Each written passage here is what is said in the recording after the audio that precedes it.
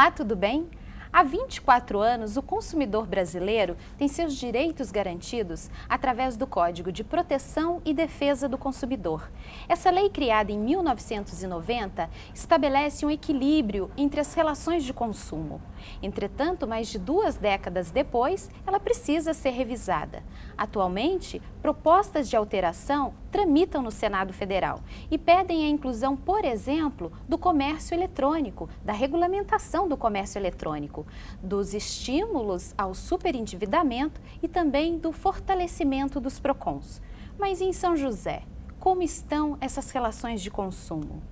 Para falar sobre esse tema, nós recebemos o mestre doutorando em Direito Civil e especialista em Relações de Consumo, professor Moacir Costa Neto, a advogada especialista em Direito do Trabalho e do Consumidor, Cidinha Borges, e a presidente da Comissão de Educação da Câmara, vereadora Juliana Fraga. Bem-vindos ao Cidade em Foco. E antes de começar nosso bate-papo sobre as relações de consumo e o direito do consumidor, vamos assistir uma reportagem sobre o tema. Em São José dos Campos, o PROCON municipal, criado em 1990, atende cerca de 6 mil consumidores por mês. Cobrança de taxas abusivas, a demora na troca e no reparo de produtos e problemas na prestação de serviços lideram a lista de reclamações. Somente em 2013, o PROCON municipal registrou cerca de 70 mil atendimentos. Neste período foram 23.600 reclamações, das quais 80% foram solucionadas. Velhos problemas que tiram o sono dos consumidores. Matriculei minha filha numa escola de informática e eles disponibilizaram um horário que não tinham o direito dentro das 72 horas, né? Mas só que eles não cancelaram. Foi por SPC. Eu recebi a conta já com atraso, né? Vi que tinha um débito a mais no valor da minha conta. Eu fui ver um seguro, fiquei 2 dias lá tentando, e a musiquinha tocando o dia inteiro. Prometeram mandar outro aparelho, que ia trocar o aparelho por outro aparelho mais sofisticado. E já faz um ano que eles prometeram, não mandaram e me cortaram a linha. Eu estou sendo lesado, né? Porque eu estou pagando minhas contas todo mês e não estou usando o telefone. Fiz a compra pela internet, paguei pelo produto. Cancelaram a compra porque a compra era importada, não tinha mais em estoque, reteram o meu dinheiro e mesmo assim o meu problema não foi resolvido. A criação de uma unidade do PROCON no Centro de Atendimento ao Cidadão, o CAC, na Câmara, tem contribuído com a população na hora de exercer os seus direitos. Desde outubro do ano passado, a população também pode consultar no site do PROCON um ranking mensal de empresas que mais recebem reclamações, uma verdadeira ferramenta para o consumidor. Em São José, a Justiça dispõe de 19 promotores que atuam na defesa do consumidor. Mas afinal, quais são os desafios para garantir os direitos dos consumidores? Como reduzir o número de reclamações no PROCON? E como convencer as empresas a oferecer seus serviços e produtos de acordo com o Código de Defesa do Consumidor? Doutora Cidinha, como a senhora avalia as relações de consumo em São José? Quais os principais conflitos? Primeiramente, é um prazer imenso estar aqui com vocês, especialmente tendo em vista que dia 15 de março comemora-se o Dia Internacional do Consumidor. Bem, uma relação de consumo é uma relação que se estabelece entre um consumidor final, a pessoa que vai usar aquele produto ou aquele serviço, um fornecedor, que é o comerciante que está fornecendo o serviço, e aquele produto ou aquele serviço. As relações de consumo em São José dos Campos, elas vão na mesma medida que vão as relações de consumo em nível nacional. O número de reclamantes que procuram o PROCON de São José dos Campos aumentam. As empresas, embora a gente há de admitir que tomam certo cuidado hoje no fornecimento dos produtos, ainda continuam cometendo muitas falhas e irregularidades que a gente chama, e por outro lado a população está mais atenta. Por estar mais atenta, ela procura mais o órgão de defesa do consumidor. Mas se você for pegar essa relação desde o Código até agora, você vê, desde da edição do Código de Defesa até agora, você vê que houve um avanço bastante grande do ponto de vista da conscientização da população, embora ainda tenha muito o que avançar. Doutora Cidinha, os conflitos, quais são os conflitos mais comuns? Os principais conflitos existentes, se a gente pode determiná-los, eles são advindos da falta de informação. os produtos, os serviços são colocados no mercado de consumo, uma sociedade de massa, e as informações não são suficientes. Então, o consumidor acaba adquirindo aquele produto ou aquele serviço e depois ele verifica que ele se sente, de certa forma, enganado porque não lhe foi informado exatamente tudo aquilo que ele devia ter. Em decorrência disso, ele acaba adquirindo aquele produto daquela forma, ou daquele preço, ou daquela quantidade, ou daquele formato, que não era o que ele queria. Então, estabelecido este conflito, ele procura o órgão de defesa do consumidor. Vereadora Juliana, quais os desafios para melhorar essas relações de consumo? Então, Bia, eu acredito que é a educação para o consumidor, né? Partir da ideia de que um consumidor consciente, ele é mais difícil de ser enganado, né? Então, a educação da cidade, a Secretaria de Educação já tem um programa na grade curricular que é de forma transversal à educação do consumidor. E também, ano passado, foi aprovada a Lei 8.960, que é um programa da Secretaria de Educação, Secretaria da Fazenda e a Secretaria de Promoção de Cidadania, que também que vai trabalhar principalmente com os jovens, essa questão do consumo. Hoje, pelas pesquisas, e a doutora Cidinha pode até reafirmar isso, mais de 80% do consumo das famílias vem indicado pelas crianças, né? Então, a importância de educar essas crianças, educar os jovens para um consumo consciente, uma educação do consumidor mesmo, para que ele saiba dos direitos, dos deveres, aonde buscar, onde procurar a informação, onde procurar denunciar. Eu acho que parte dessa questão da educação do consumidor. Professor Moacir, pegando o gancho da abordagem da vereadora sobre educação para o consumo, eu gostaria que o senhor comentasse isso e também falasse sobre os instrumentos que a população tem para ir em busca desse seu direito. Quero agradecer, Beatriz, a oportunidade de participar desse programa, não é? E direcionando então a minha fala, o CDC, ele é um diploma, é uma lei que, obviamente, ele se destina à proteção do consumidor, enquanto a sua exposição nas relações de mercado, mas também ele serve para a orientação do fornecedor. Eu queria aproveitar para enfatizar esse ângulo, que ele é um documento que ele exige a formação de cultura, não só de quem adquire, mas de quem produz também. E nesse passo, ele é uma cartilha que no Brasil, na nossa experiência, ela é uma divisora dos nossos tempos. Ela exige uma outra atuação do Estado em todas as suas esferas, executiva, legislativa e judiciária, e também com um controle em âmbito nacional, estadual e municipal. Então, ele é um diploma muito rico, muito fecundo, e a grande parte que eu gostaria de começar, né, enaltecendo, é o aspecto valorativo dele. O CDC é um diploma que ele agrega muitos valores, porque a população, de um modo geral, ainda espera, tem um senso comum de que a lei boa é aquela que define com precisão, direita ou esquerda. O CDC, num capítulo que é o principal dele, ele não tem essa preocupação de definir a direita ou a esquerda, mas de definir um valor, que é o valor da proteção, do respeito, da cooperação, da informação.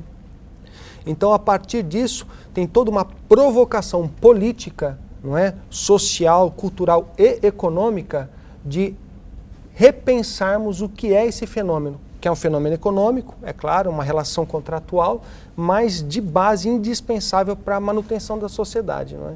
Então, eu gostaria de começar falando sobre esse aspecto. Até o questionamento feito foi com relação aos instrumentos que os moradores têm. Sim, muito Quais importante. são? O consumidor, na medida em que ele tem os seus direitos protegidos e resguardados, principalmente pelo Código de Direito, quando ele sente que que ele teve alguma lesão, algum direito seu, seja na compra de um produto, seja na contratação de um serviço, seja num hospital, quando ele vai internado, quando ele quer se internar para fazer uma consulta, o que ele tem? Ele tem os órgãos de proteção. Então, ele pode, por exemplo, qual é a primeira coisa que ele tem que fazer? A primeira coisa, ao contrário do que todo mundo pensa, ele tem que procurar quem lhe vendeu o serviço. ou produto, porque é ali que mora, digamos, a responsabilidade por corrigir aquilo que foi feito. Então, primeiro ele entra em contato com o seu fornecedor. Se ele não conseguiu resolver, ele procura, na cidade de São José dos Campos, por exemplo, o PROCON municipal. Se ele via o PROCON vai tentar de todas as formas fazer o quê? Uma conciliação. Entrar no tal equilíbrio que disse o professor Moacir. Então, diante de qualquer lesão, você procura o PROCON vai entrar, primeiramente vai registrar a sua queixa e vai entrar em contato com o fornecedor. O fornecedor, se não resolver aquela queixa em 30 dias, e o consumidor, se ele tiver direito, óbvio, se ele tiver direito e o fornecedor não resolver, ele vai para uma audiência de conciliação. Naquela audiência de conciliação, tem um conciliador, um mediador, servidor público do PROCON, que vai tentar fazer com que as partes se acertem, que aquela lesão seja reparada de alguma maneira. Caso não dê acordo, termine a audiência, não deu acordo, ele pode ser encaminhado ou para o judiciário, tá? Então ele vai ser, na maioria das vezes, para o juizado especial civil, no caso de causas até 20 salários mínimos, ele pode ir sem o advogado, ou então ele pode, agora nós temos uma novidade muito bacana, que vai ajudar muito o consumidor, é o Sejusc, Centro Judiciário de Solução de Conflitos, que funciona lá onde era o prédio, o Fórum Antigo. Qualquer consumidor, diante de uma lesão, também pode procurar o Sejusc. O Sejusc vai fazer o quê? A mesma coisa que o PROCON faz, só que o PROCON faz isso no âmbito administrativo. E o Sejusc vai fazer no âmbito do judiciário. Ele vai convocar as partes e vai tentar um acordo entre elas. Queria aproveitar também para lembrar de um outro aspecto. Esse acesso do consumidor preterido, não é? Nos seus direitos e nas suas expectativas, ele tanto pode se dar singularmente, então aquele lesado procura o PROCON, procura a estrutura judiciária para atendê-lo, ou também pode se dar de um modo coletivo, nas denominadas ações coletivas, que eu acho que é um assunto ainda para a gente desenvolver na conversa, mas é o grande ponto que eu vejo no CDC para fomentar, para potencializar o controle. Porque, olha só, uma característica das relações massificadas, padronizadas, obviamente, a padronização do produto ou do serviço, mas também a padronização do contrato, dos instrumentos jurídicos que assistem essa relação de aquisição, certo? E quando você observa um mercado e precisa controlá-lo atomizadamente, então o seu João, a dona Maria, isso dificulta e gera um volume muito grande para as estruturas de controle e de apoio. E essas ações coletivas, quando você tem um comportamento reiterado dos fornecedores, elas legitimam que representantes, como o Ministério Público, as associações organizadas, o próprio PROCON, ele promova uma avaliação maior de um grupo, de uma categoria de interessados. Entendi. Eu acho que por aí que a coisa deve caminhar. E a questão da educação para o consumidor, falar-se do consumo, uma educação que visa a prevenção. Porque eu entendo que a prevenção é até mais barata e foge um pouco assim do nosso dia a dia. A população precisa conhecer um pouquinho mais, ter mais informação, até mesmo para se autodefender. A população, quando ela tem essa informação, tem um conhecimento, ela sabe onde buscar, ela sabe sobre seus direitos, ela tem como também se autodefender desse consumo, desses problemas que acontecem. E essa questão da educação para o consumo? Além desse sistema de educação, nas escolas, como faz a Prefeitura de São José, como faz o PROCON e outros, ainda há também a necessidade de você ter órgão que fiscalize. Sim. Que exija o cumprimento. Senão agora, só a educação doutora também Cidinha, não vai. uma coisa que a senhora colocou que eu achei interessante é o seguinte: o primeiro passo antes de chegar nesses instrumentos é a boa relação direta do consumidor com a empresa. E eu gostaria de ouvir a vereadora Juliana com relação ao SAC, que é o Serviço de Atendimento ao Consumidor. Como consumidora, como é que a senhora avalia esses atendimentos desses serviços oferecidos pela empresa? E eu gostaria que o professor Moacir comentasse qual seria o modelo de atendimento ideal, para esse consumidor. Tem alguns atendimentos que a gente sente respeitar como consumidora, porque é bem atendido, realmente é encaminhada a nossa reclamação, eles dão uma resposta, dão uma direção. realmente faz o trabalho, o papel do SAC. Agora tem outros, e eu acho que a Cidinha tem inúmeras reclamações lá no PROCON, que a gente fica e vai e liga e cai a ligação e volta e não tem resposta. Então é um desrespeito ao consumidor. Não existe, professor, algum mecanismo que tenha regras claras de atendimento nesses saques? Não existe. A respeito da informação, né?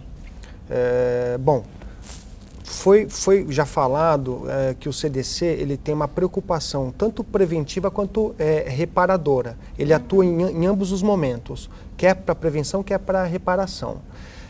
O atendimento ao consumidor, ele é um aspecto que ele tem projeção tanto para a prevenção de danos quanto para a reparação também, dada a possibilidade de conciliação. Mas eu queria agregar alguma coisa, vereadora Juliana. O CDC, a respeito das informações, desse acesso ao público adquirente, ele é um diploma que ele inovou a nossa experiência jurídica. Por quê? Rapidamente eu explico. O código que regulava as relações contratuais antes era um código pensado no início do século passado, um Código Civil de 1916. E por esse código, a ênfase qual era? Assinou, o contrato será cumprido. Então, ele enfatizava o caráter da vontade declarada, não é?